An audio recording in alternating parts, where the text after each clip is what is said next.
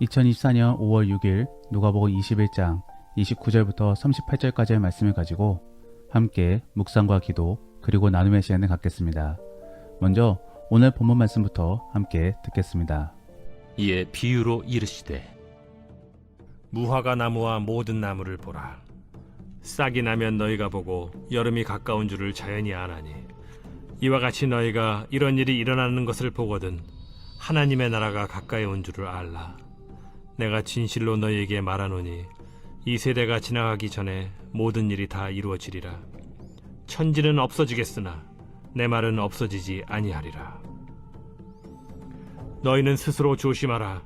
그렇지 않으면 방탕함과 술 취함과 생활의 염려로 마음이 둔하여지고 뜻밖의 그날이 덫과 같이 너희에게 임하리라. 이날은 온 지구상에 거하는 모든 사람에게 임하리라. 이러므로 너희는 장차 올 이 모든 일을 능히 피하고 인자 앞에 서도록 항상 기도하며 깨어있으라.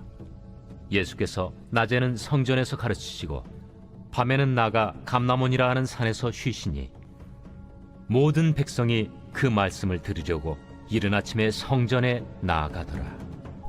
오늘 본문을 끝으로 예수님께서는 종말에 대한 이야기를 마치십니다.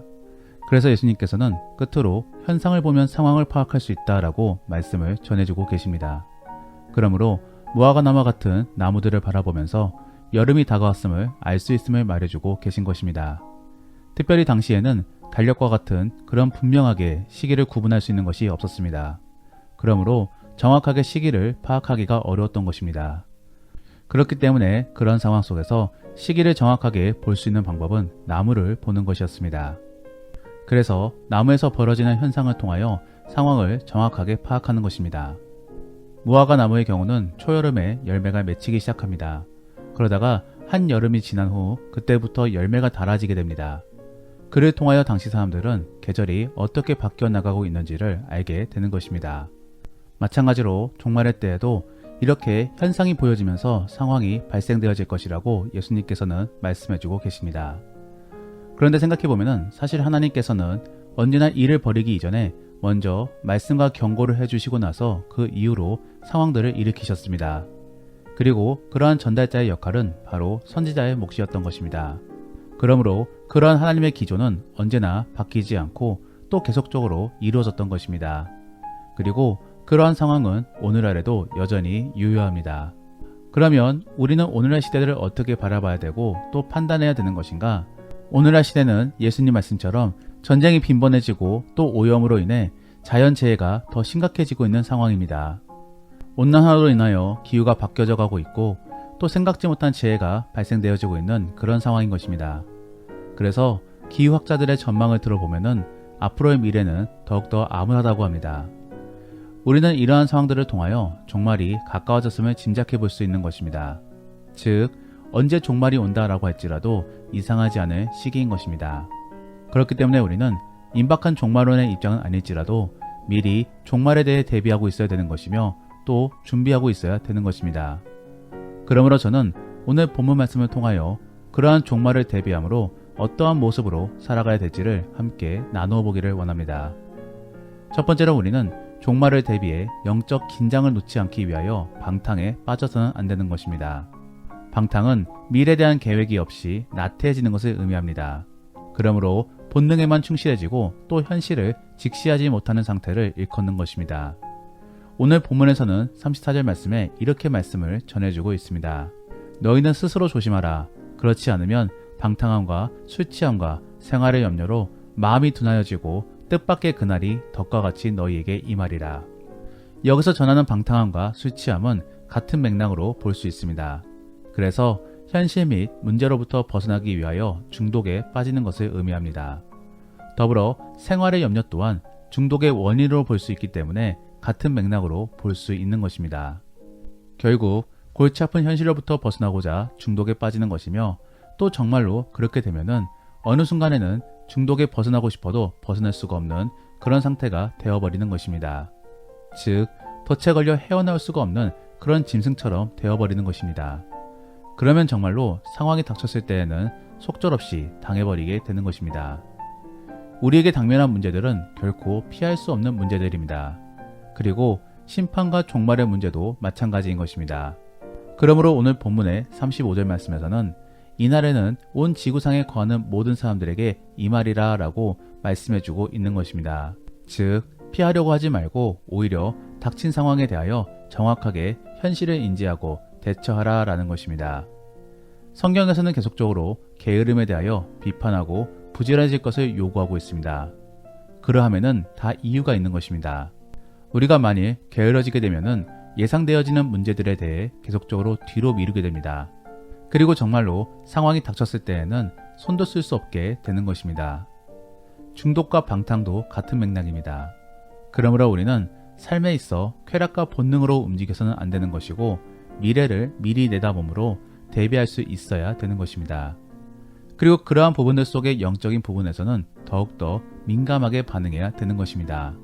왜냐하면 영적인 것은 눈에 보이지 않기 때문에 더욱더 둔감해질 수 있기 때문입니다. 그러면 중독의 유혹에서 벗어나 영적인 것을 민감하게 하기 위해서는 우리 안에 무엇이 필요한 것인가? 바로 성령 충만함이 필요한 것입니다.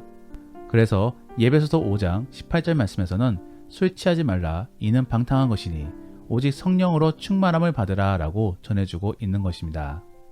성령 충만함은 어떠한 상태를 일컫는 것입니까?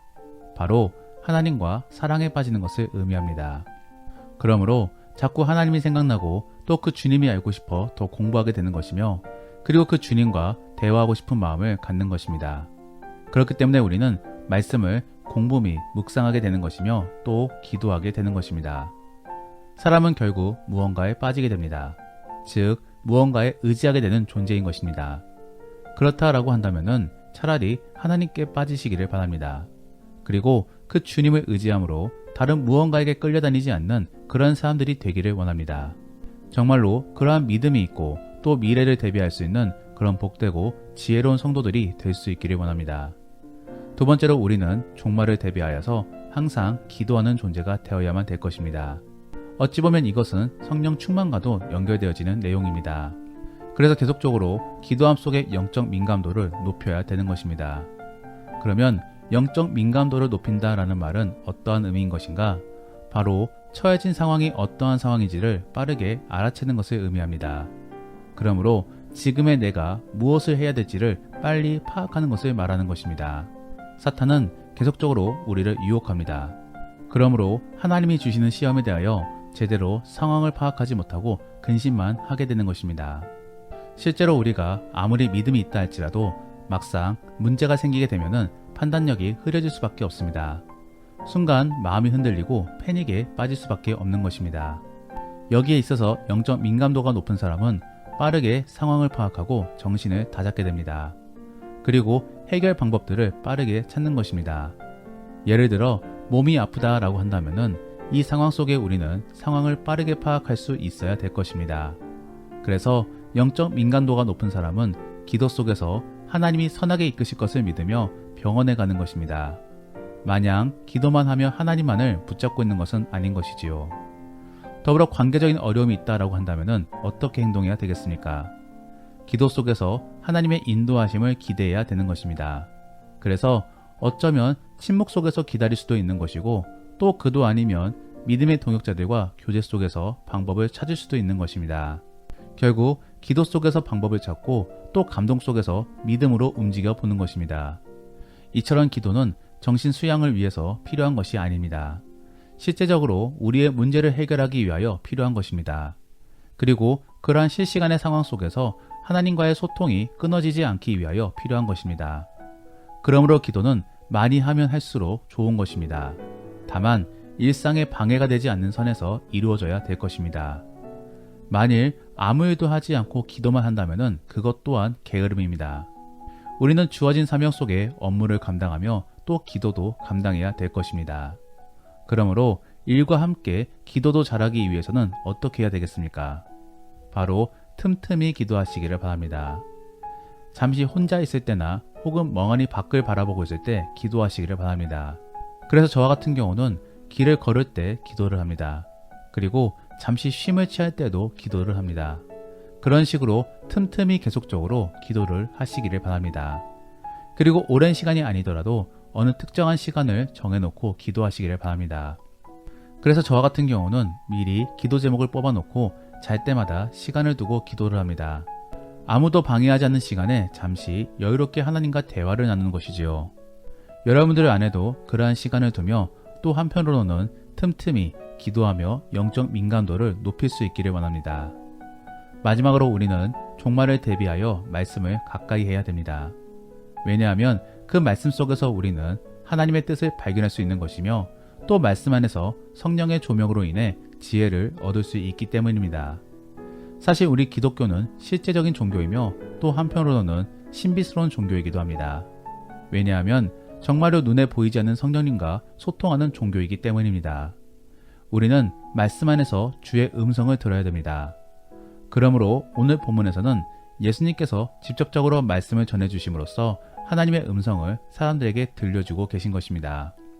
오늘날의 우리에게는 성령님이 우리 안에 계시기 때문에 우리는 그 성령님을 의지하면 되는 것입니다. 그래서 그 성령의 조명을 듣기 위해 말씀이 필요한 것이며 또 그 말씀 안에서 하나님이 원하시는 방향을 찾을 수도 있는 것입니다. 종말이 다가오면 다가올수록 진리는 가려지고 이단이 득세하게 될 것입니다. 그러므로 우리는 더욱더 말씀에 집중해야 될 것입니다. 더불어 목사님들의 말씀도 100%의 진리는 아닙니다.